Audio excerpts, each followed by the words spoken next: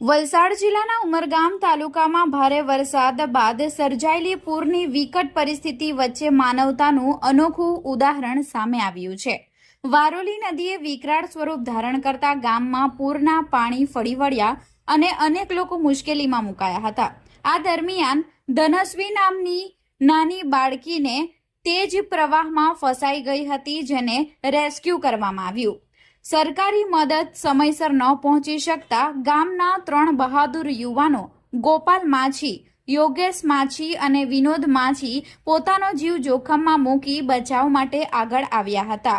ભારે પાણીના પ્રવાહ વચ્ચે ટેમ્બી માછીવાડના આ 3 યુવાનોએ ભારે પ્રવાહની વચ્ચે હિંમત, સમજદારી અને સાહસનું અનોખું ઉદાહરણ પૂરું પાડતા નાની બાળકી ધનસ્વીને સુરક્ષિત રીતે બહાર કાઢી હતી।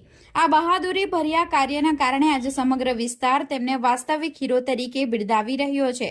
આવા સાહસિક યુવાનોને તમામ લોકોએ બિરદાવી રહ્યા છે।